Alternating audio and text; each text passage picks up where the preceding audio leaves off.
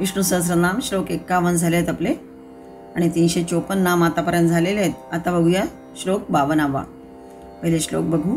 अतुलशरभो भीम समयज्ञो हविर्हरिः सर्वलक्षणलक्षण्यो लक्ष्मीवान समितिंजयः.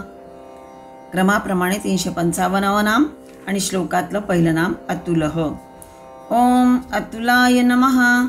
तुलोपमानम अस्य न विद्यत इति न तस्य प्रतिमास्ति यस्य नाम महद्यशः. आदि शंकराचार्यांनी भाष्य केलंय आणि श्रुतीनुसार सांगितलंय की न तस्य प्रतिमा अस्ति यस्य नाम महद्यशः. भगवंताची तुलना कोणाशी होत नाही, अर्थात उपमास नाही, म्हणून तो अतुल.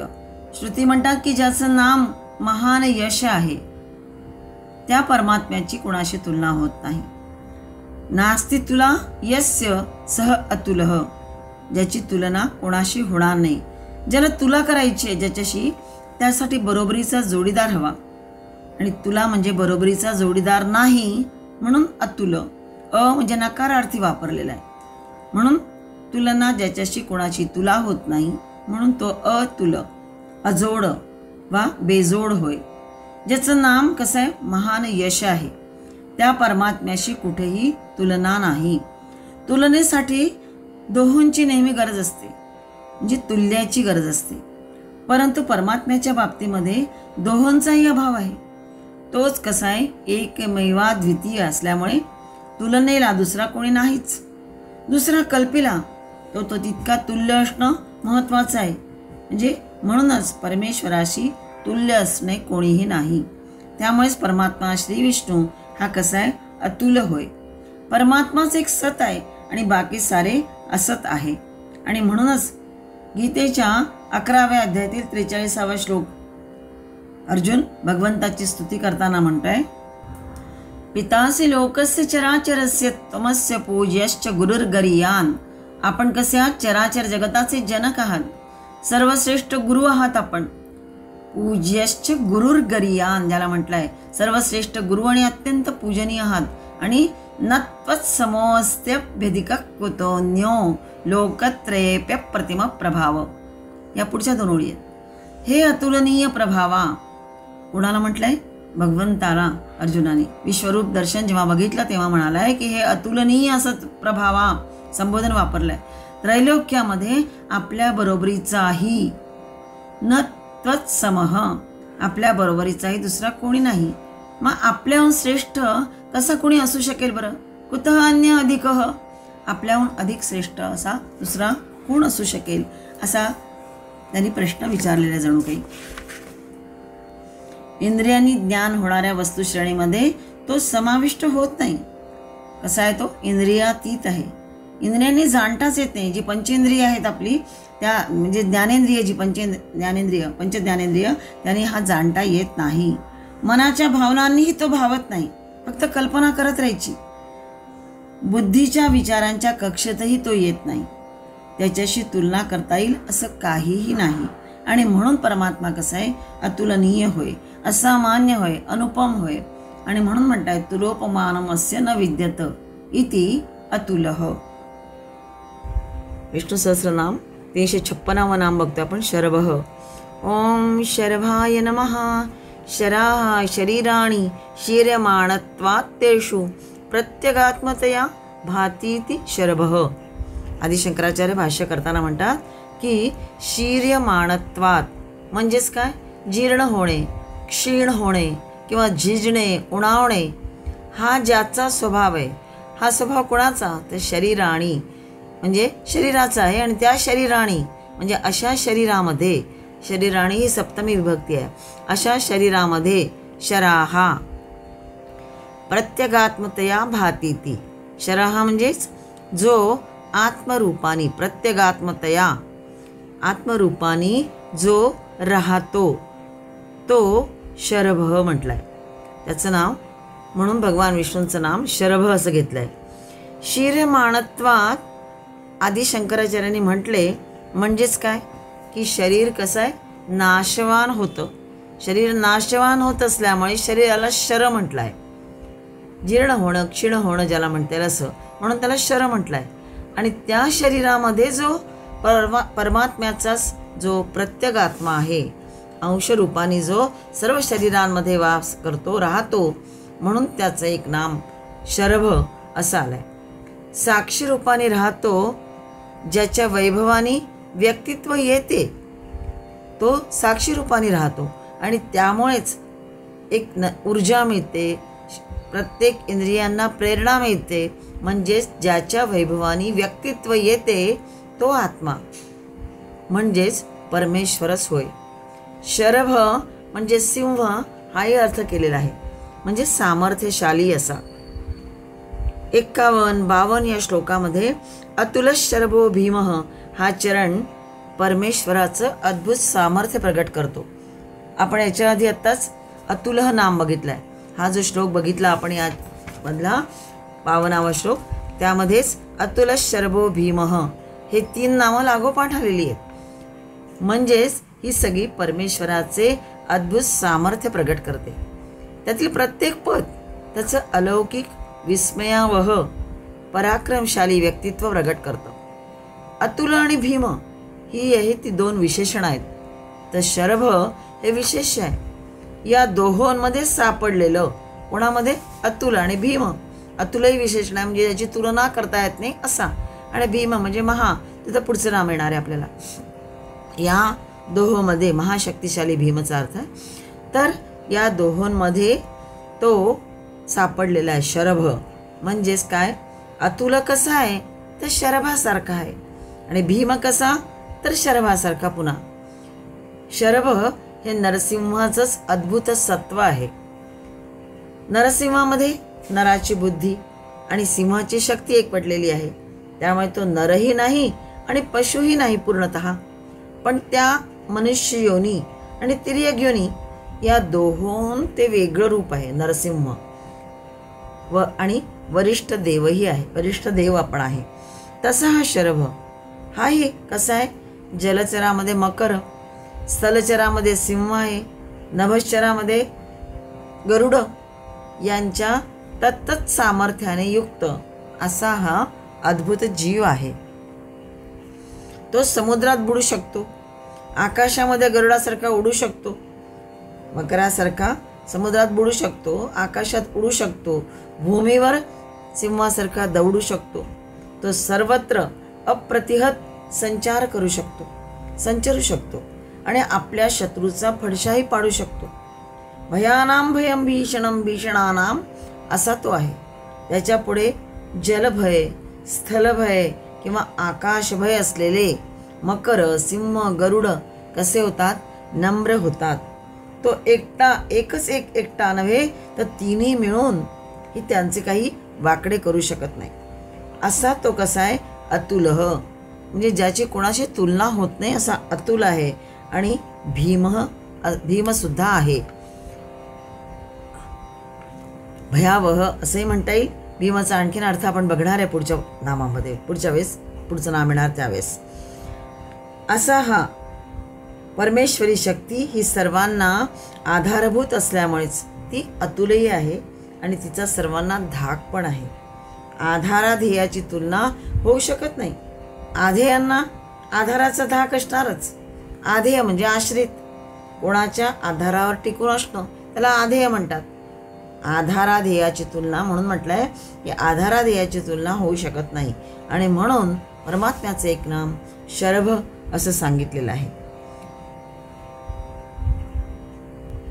शरभ हा एक अद्भुत प्राणी आहे. त्याला मकर, सिंह, गरुड यांची आद्याक्षरे घेऊन मसिंग म्हणता येईल. मकरातला म, सिंहातला सी म्हणजे सी अनुस्वार असणारा सिंह, आणि गरुडातला ग असा मसिंग म्हणता येईल. म्हणजे मकर, सिंह, गरुड यांच्या गुणाने होणाऱ्या फलित सामर्थ्याहून हे जे सामर्थ्य आहे शरभ सामर्थ्य हे अतिशय आगळं आहे, वेगळं आहे. कारण हे परमेश्वरी सामर्थ्य अगणित आहे, तसे मोजमाप होऊ शकत नाही. मकरासारखा आहे, सिंहासारखाही आहे, गरुडासारखा पण आहे, परंतु या सर्वांचं जेव्हा एकत्रित जण केलं सामर्थ्य त्याहून सुद्धा हा वेगळा आहे. म्हणून हे शरभ सामर्थ्य आगळं वेगळं आहे असं सांगितलेलं आहे. असा हा शरभ म्हणजे श्री महाविष्णू होय. 357 नाम बघतो आपण. भीमः. ओम भीमाय नमः. बिभेति अस्मात् सर्वमिति भीमः. म्हणजेच ज्याला सर्व भीतात, सर्व प्रेरक किंवा अत्यंत भयानक विशालकाय विश्वरूप त्याचंच रूप आहे. असा हा अत्यंत भयानक, जे अत्यंत दुष्ट आहेत, अत्यंत विषयी आहेत, त्यांना हा भयावह आहे. असं सामर्थ्यवान तत्व म्हणजे तेच परमतत्व म्हणजेच भगवान श्री विष्णू होय. जे खल आहेत, विकारी आहेत, त्यांच्यासाठी, खल म्हणजे दुष्ट स्वभावाचे आहेत, विकारी आहेत, अत्यंत विकारी, सगळे विकार त्यांच्यात आहे, त्यांच्यासाठी त्यांचा पाठलाग करणारी ही भीमशक्ती त्यांच्या विनाशापर्यंत त्यांचा पाठलाग करत असते. म्हणून त्यांच्यासाठी हा अत्यंत भयानक म्हटलेला आहे भीम. म्हणून ज्याला सगळे भीतात तो भीम. प्रश्न पडतो की परमात्मा सर्वांतर्यामी आणि विश्वरूप असताना तो भयंकर कसा म्हणायचा? वस्तुतः तो भीम म्हणजे भयंकर नाही, पण ज्या अर्थी तो सर्व काही आहे त्या अर्थी तो भीम म्हणजे भयावहही आहे असंच म्हणायचं. तो अणुहून बृहत आणि कृशस्थूल म्हटलंय. अणुर्बृहत आणि कृशस्थूल म्हणजेच ही दोन नावं पुन्हा येणार आहेत पुढे. असा परस्पर विरोधी सर्व भाव त्याच्यामध्ये आहे. याचा अर्थ तो सर्वाधार सर्वव्यापी आहे असं समजायचे.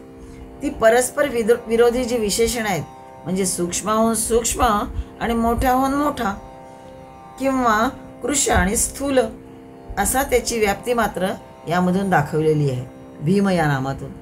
पटावर नाना वर्णाकृती चितारलेल्या असतात. एखादा पट घ्या, त्याच्यावर नाना वर्णाकृती चितारलेल्या असतात. त्यामुळे काळा आणि पांढरा, वाकडा आणि सरळ सर्व रंग आणि आकार तो पटच होय असं वाटायला लागतं. पटाधारे सगळं वैचित्र्य प्रगटलेलं आहे. पट आहे म्हणून हे वैचित्र्य दिसत आहे. पटा वाचून त्यांची स्थिती कल्पिताच येणार नाही. पट नसेल तर यांची हा वाकडा काळा पांढरा वाकडा सरळ असं काही कळणारच नाही. सर्व रंग सगळे आकार हे पट आहे म्हणूनच आहे.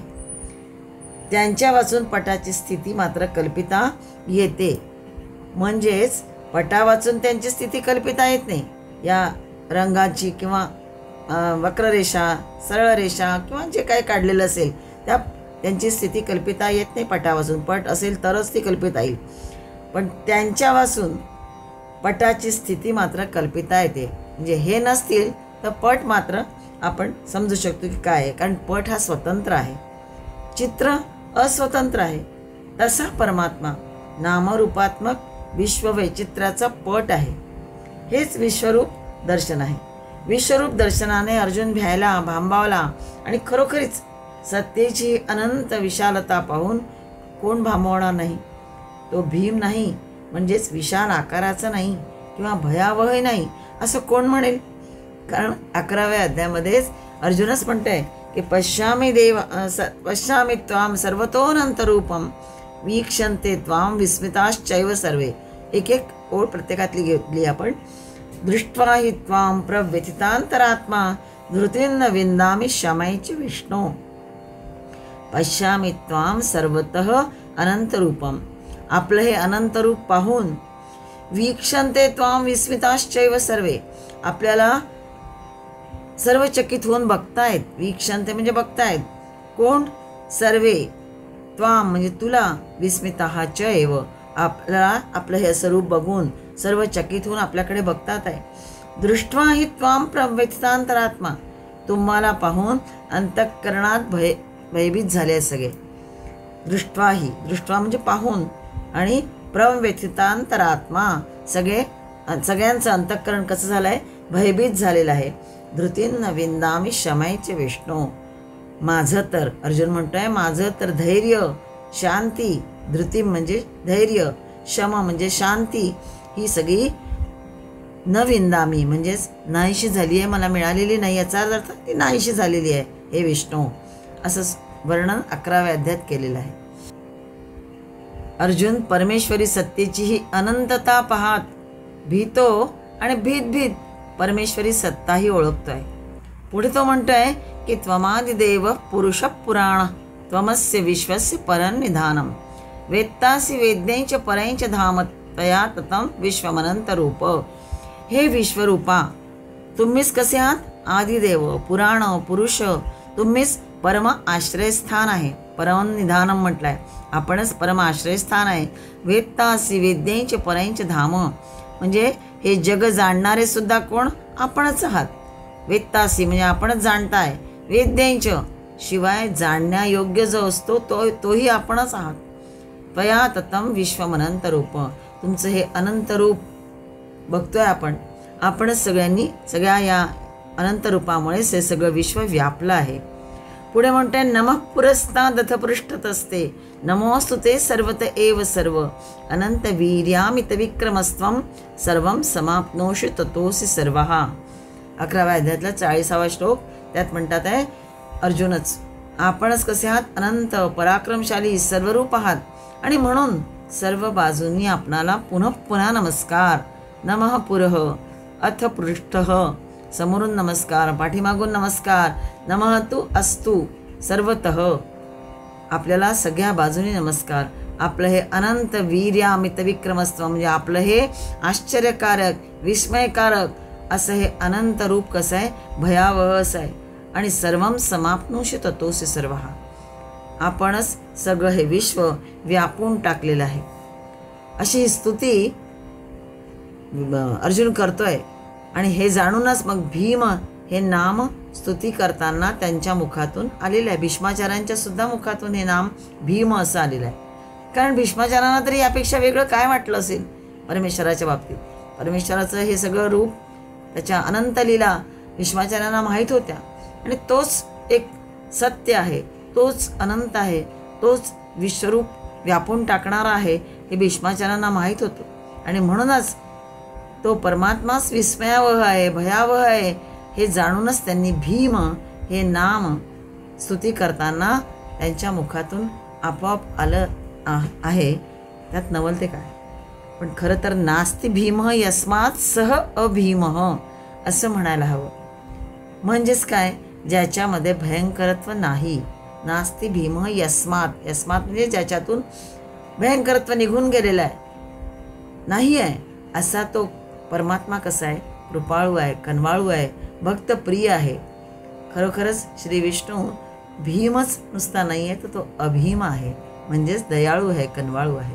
भीम म्हणजे भयावह असा नुसता नाही आहे, तो दोन्हीही आहे. भीमही आहे आणि अभीमही आहे. विष्णू सहस्रनाम चिंतन श्लोक 52 बघतोय आणि 358वं नाम बघतोय. समयज्ञ. ओम समयज्ञाय नमः. सृष्टि स्थिति संहार समयवित् षट समयान् जानातीति वा समयज्ञ. आदि शंकराचार्य भाष्य करताना म्हणतात की सृष्टी स्थिती संहार या समयाला जाणणारा, जानातीति वा समयज्ञ, समयाला जाणणारा अथवा समयज्ञ. आणखीन का म्हटलं तर 6 ऋतूंना जाणणारा तो समयज्ञ. सृष्टी स्थिती संहार या समयाला जाणणारा, 6 ऋतूंना जाणणारा तो समयज्ञ. समयज्ञ सर्व दर्शने जाणणारा, किंवा तिसरा अर्थ घेतलाय सम आणि यज्ञ हे 2 पदं घेतली आहेत. म्हणजे सर्व भूतांच्या ठाई समभाव हे ज्याचं यजन आहे तो समयज्ञ. तर तो कोण? श्री विष्णू असं म्हटलंय. सर्व भूतेषु समत्वम यजनम यस्य सह समयज्ञ. सर्व भूतांच्या ठाई ज्याचं समत्व भाव आहे, हे ज्याचं यजन आहे, हे आत्ता आपण जे बघितलं तेच संस्कृतमध्ये सांगितलं आता मी की त्याला समयज्ञ म्हटलेलं आहे. हे समर्थक प्रल्हाद वचन हा पुरावा इथे त्यांनी उद्धृत केला आहे. हे जे वचन आहे हे प्रल्हादांचं आहे. समत्वमाराधनम अच्युतस्य हे जे वचन आहे हे प्रल्हाद वचन आहे. म्हणून समय म्हणजे सम्यक अयन असं त्यात घेतलेलं आहे. समयचा अर्थ आहे सम्यक अयन, यथा प्रतिज्ञात वागणे. सम्यक म्हणजे चांगल्या प्रकारे, अयन म्हणजे फिरणे अशा अर्थाने, किंवा ज्याचा भाव सर्वत्र सम आहे, सर्वत्र फिरत असताना त्याचा भाव सम आहे असा तो समयज्ञ. समय म्हणजे काल, प्रतिज्ञा, करार असे दोन अर्थ होतात समयचे. पहिला अर्थ एक आहे काल आणि दुसरा आहे प्रतिज्ञा किंवा करार ज्याला म्हणता येईल. काल हा कसा असतो? अचूक चालत असतो, त्यात केव्हाही फरक पडत नाही. एक वेळ घड्याळ मंद म्हणजे स्लो किंवा बंद पडेल, एक वेळ सूर्यही मंद पडेल, पण कालाच्या गतीमध्ये अनियमितता कधीही व्हायची नाही. जगे येवोत आणि जावोत, तो मात्र अभंग जसाच्या तसाच आहे. तो अखंड, अस्खलित, त्रुटीरहित चाललाच आहे काल. या कालधर्माला अनुसरून जे यथा प्रतिज्ञ वागणे असतं त्यालाही समय असंच अभिधान लक्षणत्वे प्राप्त झालेलं आहे. या दोहोंनाही परमात्मा जाणतो आणि म्हणून त्याला म्हटलंय समयज्ञ. इथे आणखीन दोन वेगळी पदं कशी घेतली आहेत तर समय आणि ज्ञ. ज्ञ म्हणजे जाणणारा आणि समय म्हणजे कालाला जाणणारा. मगाशी बघितलं आपण समयचं आहे की सम्यक अयन, काही ठिकाणी बघितलंय सम यज्ञ आणि इथे बघितलं आता आपण समय ज्ञ म्हणजे कालाला ज्ञ म्हणजे जाणणारा. तो कालगतीचा साक्षी म्हणून सहजच तो समयज्ञ आहे. त्याचप्रमाणे तो आपली प्रतिज्ञा केव्हाही मोडीत नाही. कौंतेय प्रतिजानीहि नमे भक्त प्रणश्यती असं वारंवार भगवंतांनी सांगितलंय की हे जाणून घे तू की मी भक्तांचे कधीही अधोगतीला त्यांना जाऊ देत नाही, त्यांचा नाश होऊ देत नाही. ही माझी प्रतिज्ञा आहे, हे माझे सांगणं आहे.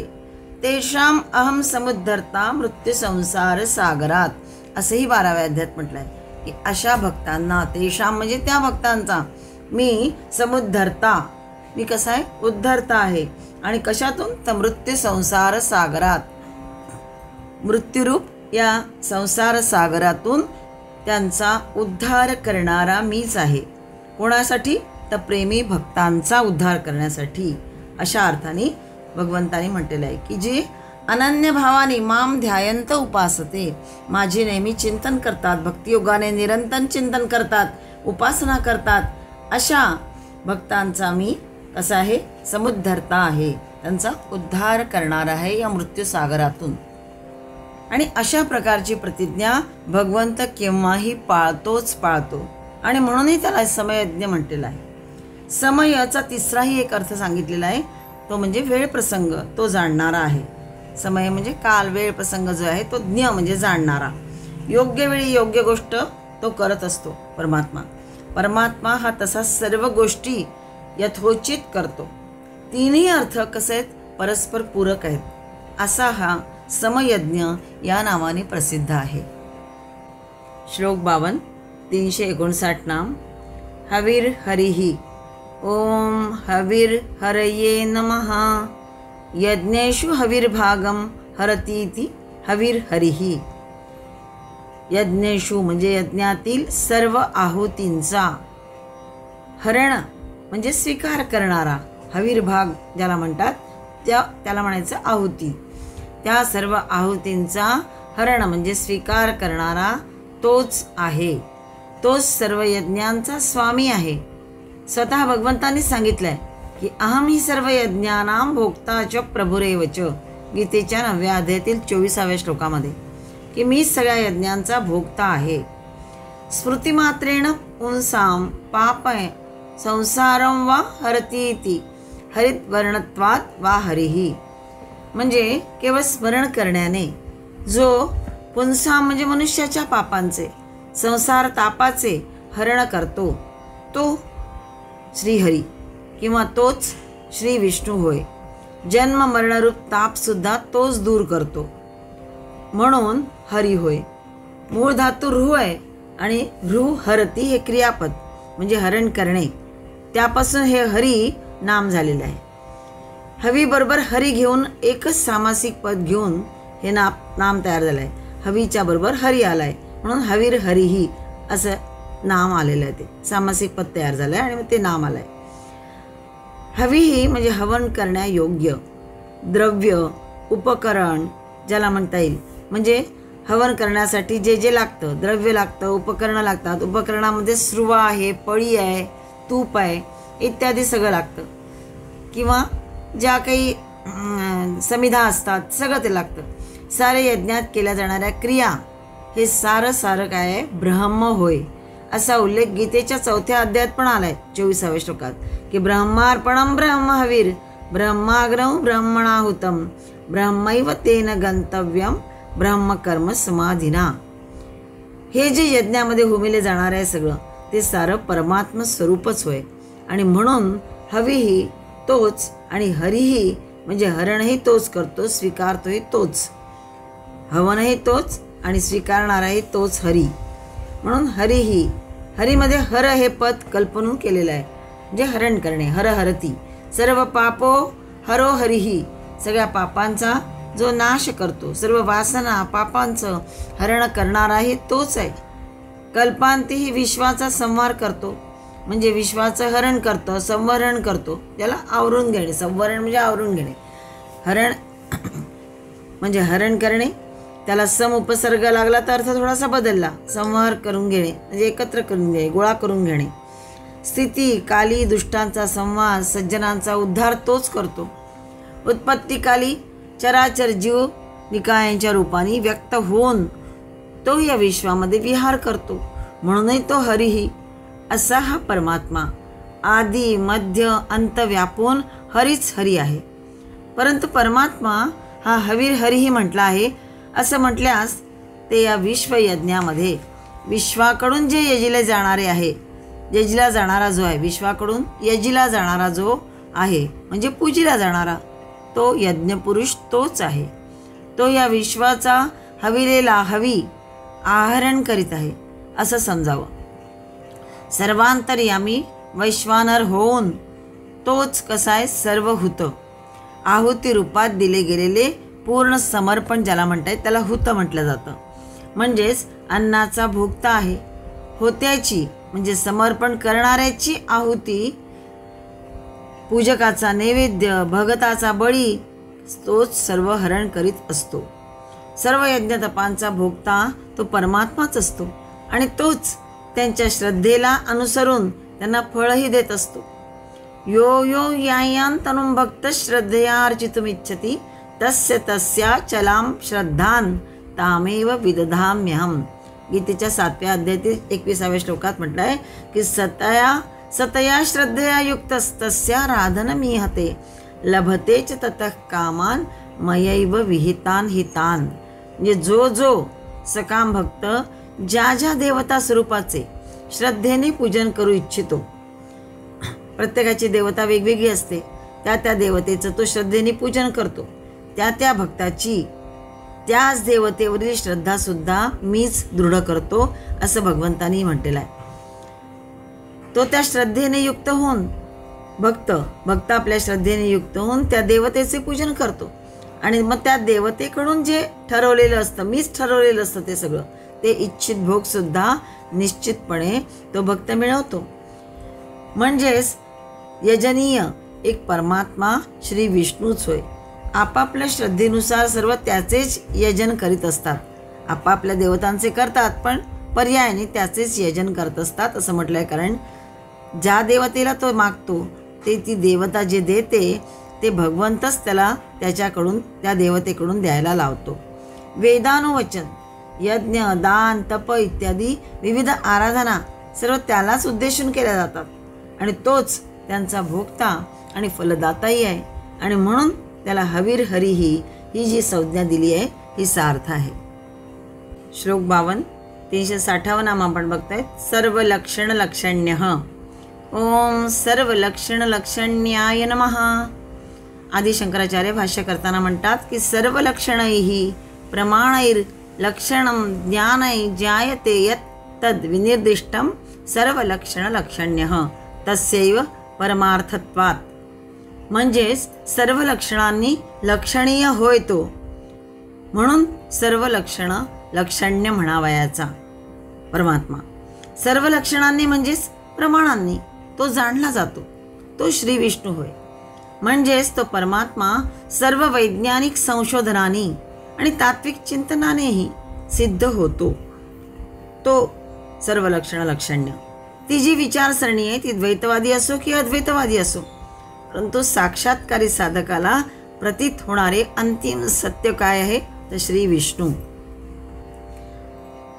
जसा शुभचिन्हांनी युक्त महापुरुष असतो, पण त्याच्यातही निर्दोषत्व असेलच असं नाही. पण परमात्मा कसा आहे, परिपूर्ण, निर्दोष आणि सर्व लक्षणं समन्वित असू शकतो. कुलक्षण वेनाचा, वेन राजा होता पूर्वीला एक, तो कुलक्षणी होता. कुलक्षण वेनाचा पुत्र, त्याचं नाव होतं पृथू. हा परमात्म्याचा नृपावतार होता. सर्व सुलक्षण त्याच्यावर होते. तो महापुरुष म्हणावायचा. खरोखरच तो महापुरुष होता. ध्रुववंशज राजा वेन अतिशय कसा होता, अत्याचारी होता. हा जो वेन राजा होता हा ध्रुवाच्या वंशातला होता, अतिशय अत्याचारी होता. पण त्याचा जो पुत्र तो कसा होता, सुलक्षण होता. पृथू त्याचं नाव. अनेक महत् कार्य करीत याने पृथ्वीला विशाल केले. पृथूच्या चरणावर कमळाचं चिन्ह आणि हातावर चक्र चिन्ह होते, जन्मताच होते. पृथू आपल्या पित्याला पूम नामक नरकातून त्यांनी सोडवले होते. कारण हा वेन राजा अत्यंत अत्याचारी होता, म्हणून तो जणू नरकात गेलेला होता. त्याला म्हणजे आपल्या या पित्याला पूम नामक नरकातून पृथूने सोडवलं. तो विष्णूचा अंशावतार होय समजून त्याची वंदना काही पुराणांमधून केलेली आहे या पृथूची. असं म्हणतात की त्याच्या अभिषेकाच्या वेळी स्वतः समुद्र, विभिन्न प्रकारचे रत्न आणि नद्या आपले जल घेऊन स्वयं उपस्थित झाल्या होत्या. चराचर भूतांनी उपस्थित होऊन राजा पृथूच्या राज्याभिषेक केला. अशा प्रकारे त्याला मग ध्वजछत्रादी बाह्य राजचिन्ह सुद्धा प्राप्त झाली. म्हणजेच काय, हस्तपादादी अवयवांवर सुद्धा चिन्ह जन्मतास त्याच्यावर अंकित होतीच. चरणावर कमळाचे चिन्ह, हातावर चक्र आणि पुन्हा राज्याभिषेकानंतर ध्वजछत्रादी बाह्य राजचिन्ह सुद्धा त्याला प्राप्त झाली होती. पण इथे सांगायचे हे आहे की लक्षण आणि चिन्ह यातलं ते अंतर आहे. लक्षणे कशी असतात, जन्मजात असतात. आपण नाम बघतोय, सर्व लक्षण लक्षण्य हा विषय चालू आहे म्हणून सांगते की लक्षणे जन्मजात असतात आणि चिन्हे ही तदनुसार उपार्जित होतात, मिळवल्या जातात. श्रेष्ठ पुरुष, महापुरुष राजा छत्र चामरादी राजचिन्हे काढून ठेवून गुप्त वेशामध्ये राज्यात फिरूही शकतो. ही जी छत्र चामर आहे ही सगळी राजचिन्ह तो काढू शकतो. पण जी लक्षणं असतात ती मूळ लक्षणं, जन्मतः मिळालेली लक्षणं असतात, ती त्याला काढून ठेवता येत नाही. परमात्म्यामध्ये परमात्मा लक्षणे असतात. भगवत लक्षणावरूनच, त्याच्या दैवी तेजावरूनच जेव्हा तो अवतार रूपात येतो भगवंत, तेव्हा तो भगवतावतार म्हणून ओळखला जातो. आता शंका येईल की परमात्मा तर विधेय आहे, त्याची लक्षणे अमुक अमुक, हे कसं असणार आहे, हे सांगता येत नाही. परमात्मा विधेय निश्चित आहे, पण त्याचे अवतार असू नयेत, आविर्भाव असू नयेत असं बंधन कोण लादणार आहे. तो सदेह असूनही विधेयच आहे. विधेय असूनही अवतार रूपात सदेह होतो, पण त्यात त्याची विधेयता खंडित होत नाही. विधेयी आहे पण सदेह होतो, अवतार घेतो तेव्हा. विधेय असून सुद्धा जेव्हा तो सदैव होतो त्यात सुद्धा त्याची विधेयता खंडित होत नाही, कारण तो कसा, तो देहाभिमानी नसतो. असं जे परमात्म्याचे अवतार वा आविर्भाव त्यांच्या ठाई परमात्मा लक्षणे प्रगटतात. अतिमानुष कार्यावरून तो जगाला जाहीर होतो, कळतो. काहींना इतकंच, काहींना कळत पण नाही, पण काहींना तो कळतो. त्याचं जे अतिमानुष कार्य असतं, अविस्मरणीय, म्हणजे ज्याला काही हे नाही असं महत् कार्य जे तेव्हा तो करतो तेव्हा जगाला ते कळतं की हा कोणीतरी अवतार पुरुष आहे. शंख, चक्र, गदा, पद्म ही जी लक्षणं आहे त्याचा अर्थ आपण 344वं नाम जेव्हा बघितलं पद्मी तेव्हा बघितलेलं आहे. या दिसणारे जे आहेत हे सगळे शंख, चक्र, गदा, पद्म, त्याद्वारे तो काय काय करतो, किंवा काय काय करण्याचं सामर्थ्य त्या परमात्म्यामध्ये आहे, ही सगळी त्याची केवळ चिन्ह नाही आहेत, तर ही त्याची लक्षणं आहेत. जसं पिकांचं निंदण म्हणजे पिकांचं संवर्धन, संगोपन होय, तद्वतच ऊर्ध्व हस्तद्वय गत, म्हणजेच ऊर्ध्व म्हणजे वरील हातातील, चतुर्भुज रूप आहे परमात्म्याचं. त्याच्यावरील 2 हातामध्ये काय आहे? शंखचक्र आहे. ती आहेत विश्वाची उत्पत्ती आणि लय. तर निम्न हस्तद्वयगत जे आहेत गदा आणि पद्म म्हणजे खालच्या हातात जे आहे त्याच्या, ते विश्वातील प्रजांचं पालन सूचित करतात. परमेश्वराचे सर्व शक्तिमत्व, सृष्टी उत्पत्ती स्थिती लयकारी अद्भुत सामर्थ्य प्रगट करीत आहेत. ही जी विष्णूची सत्वमूर्ती आहे ती परमात्म्याची पालिनी कला म्हटल्या जाते. ही जी विष्णूची सत्वमूर्ती आहे ती परमात्म्याची पालिनी कला होय. आणि म्हणून जीव जगताला ती कशी आहे? उपास्य आहे, उपासना करण्यायोग्य आहे. असा हा सुलक्षण सर्व लक्षणांनी लक्षणीय आहे.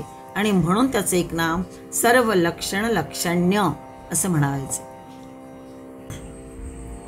श्लोक 52. 361 नाम बघतो आपण. लक्ष्मीवान. ओम लक्ष्मीवते नमः. आदि शंकराचार्य भाष्य करताना म्हणतात की लक्ष्मीरस्य वक्षसी नित्यम वसती ती लक्ष्मीवान.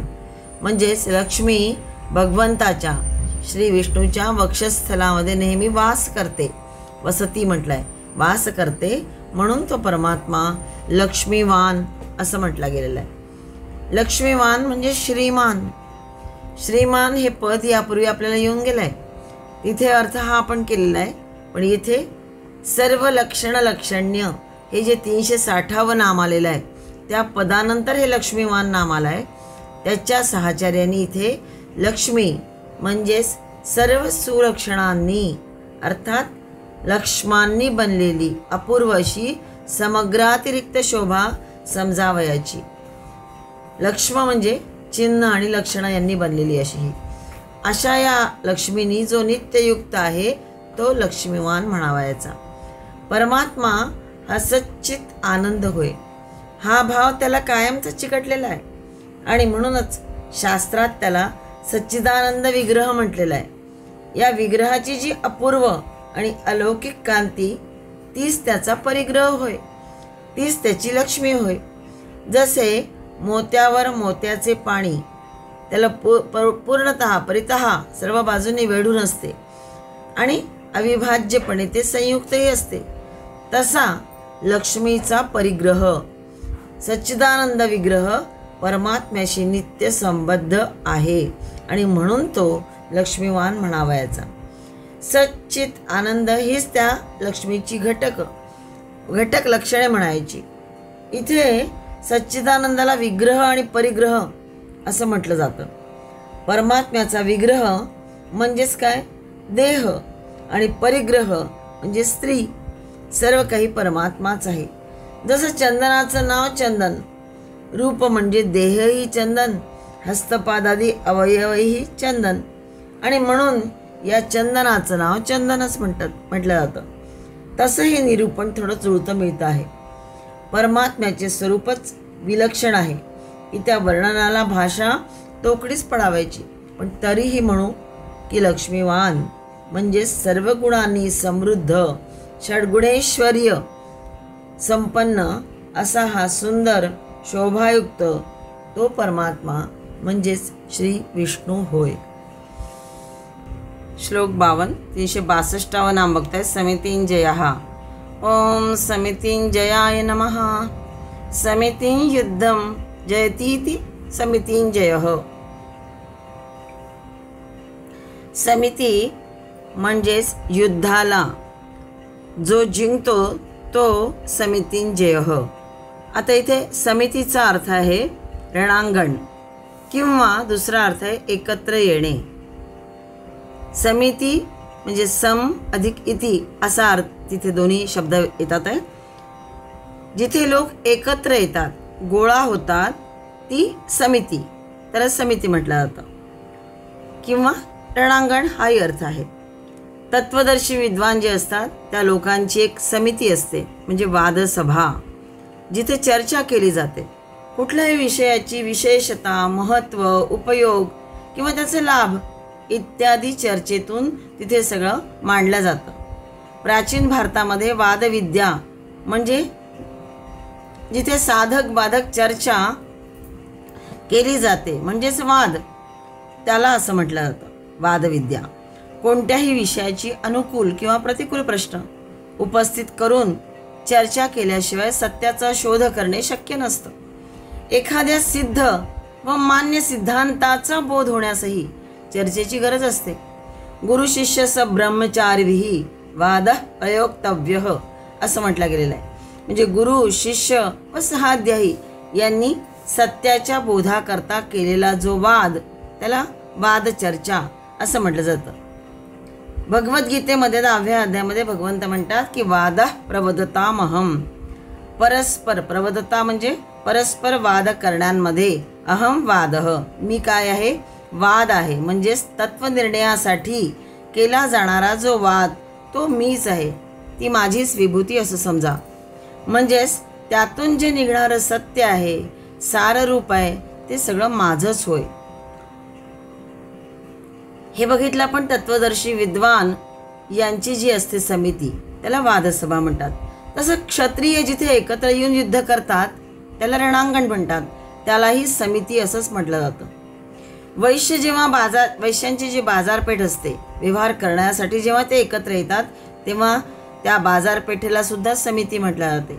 आणि शूद्रांची जी समिती आहे म्हणजे कामगार सेवाभाव देणाऱ्यांची जी समिती आहे त्याला कामगार तळ असं म्हटलं जातं, पण संस्कृतमध्ये त्याला समिती असं म्हटलं जातं. वादसभा प्रज्ञा प्रकर्षाने जिंकता येते. रणसभा शस्त्रास्त्र नैपुण्याने जिंकता येते. प्रत्येक समितीमध्ये स्पर्धा असते, चढाओढ आहे, लढाई पण आहे. तीमध्ये बुद्धिबळ चातुर्य सेवा या गुणांनी प्रकर्षाने प्रतिपक्षावर विजय मिळवला जातो. हा जो प्रत्येक क्षेत्रातील विजेता आहे तोच समितींजय होय. आपल्याकडे समाजामध्ये जे 4 वर्ग आहेत, एक म्हणजे बुद्धिवंतांचा, ते एकत्र येऊन चर्चेतून सत्याचा बोध घेतात. दुसरा रणांगणामध्ये एकत्र येऊन किंवा शत्रूशी लढण्यासाठी एकत्र येतात आणि शस्त्रास्त्र नैपुण्याने ती जी आहे युद्ध समिती तिथे एकत्रितपणे लढतात. तिसरा वर्ग आहे व्यापार करणारा, तो एकत्रित येऊन व्यवहार कौशल्याने बाजारपेठ सांभाळतो. आणि चौथा जो वर्ग आहे कामगार, ती कामगार सभा कशी निष्कपट सेवा देईल, सामर्थ्याने काम करेल तर त्या एकत्रित येण्याने प्रत्येक कामाला जिंकून मग त्यानुसार आचरण करणारे ते सगळे समितींजयच होय. आता हा जो विजय आहे हा कोणाचा आहे असं पुन्हा म्हणायचं तर आत्मशक्तीचा आहे. प्रत्येकाच्या ठाई हे आत्मतत्व आहे, ही आत्मशक्ती आहे आणि त्याच्याच बळावर तो शारीरिक बौद्धिक भौतिक आणि आध्यात्मिक सर्व शक्तींचा उदय विकास आणि उत्कर्ष मनुष्य साधित असतो. म्हणून तो सर्व भूतात्मभूत परमात्माच समितींजय होय. म्हणजेच तोच आपल्याला ही सगळी प्रेरणा देत असतो. ही जी आत्मशक्ती आपल्यामध्ये जी परमात्म्याकडून आलेली आहे ती आत्मशक्तीच आपल्याला सगळ्या गोष्टींसाठी प्रेरणा देत असते आणि म्हणूनच ती समितींजय होय असं म्हटलं जातं. राक्षसांचा असुरांचा आणि देवांचा विजय हा त्यांचा विजय नव्हे तर तो त्या परमात्मा शक्तीचा विजय होता. परंतु हे त्यांनी ओळखलं नाही देवांनी आणि म्हणून ते म्हणत गेले की अस्माकम एव विजय अस्माकम एव अयम महिमा असा त्यांचा भ्रम होता. पण तो प्रत्यक्षात विजय किंवा तो जो ती जे सामर्थ्य त्यांना मिळालं होतं ते परमात्म्याकडूनच मिळाले होते. कारण परमात्मा हा सदैव विजयी आहे, समितींजय आहे. गुरुकृपेने जेव्हा देवांना त्या परमात्मा तत्वाचं भान आणि ज्ञान होतं तेव्हा मग ते त्याला ओळखू लागतात की अरे हा तर देहेंद्रिय मनोबुद्धीचा नव्हे तर त्यांना स्वकर्म क्षमता देणाऱ्या त्या आत्मतत्वाचाच विजय आहे. इंद्रियाणि मनोबुद्धी सत्वम तेजो बलम धृती वासुदेवात्मकान्यायु क्षेत्रं क्षेत्रज्ञ एवच योगो ज्ञानं तथा सांख्यं विद्या शिल्पादिकर्मच वेदाशास्त्राणि विज्ञानम एतत्सर्वं जनार्दनात्. विष्णू सहस्रनामाच्या फलश्रुतीमध्ये हे आलेले आहे श्लोक. त्याचा अर्थ असा की इंद्रिय आणि मनोबुद्धीचा पासून तर एतत्सर्वं जनार्दनाचा अर्थ असा आहे की इंद्रिये मन बुद्धी सत्व तेज बल धैर्य क्षेत्र क्षेत्रज्ञ सर्व वासुदेवानीच भरलेले आहे असं शास्त्र सांगते. आचरण हे सर्व शास्त्राचा सार आहे आणि धर्म आचरणातून उत्पन्न व्हायचा असतो. त्या धर्माचाही स्वामी कोण आहे? अच्युत आहे, विष्णू आहे. योग, ज्ञान, सांख्यशास्त्र, 14 विद्या, शिल्पादी कौशल्याची कामं, वेदशास्त्रे, विज्ञान हे सर्व जनार्दन विष्णूपासूनच निर्माण झालेले आहे. आणि शेवटचं वाक्य, एतत् सर्वं जनार्दनात. जनार्दनात म्हणजे जनार्दनापासून, जनार्दन विष्णूपासूनच हे सगळे निर्माण झालेले आहे. म्हणजेच काय? तोच तर सदा विजयी आहे.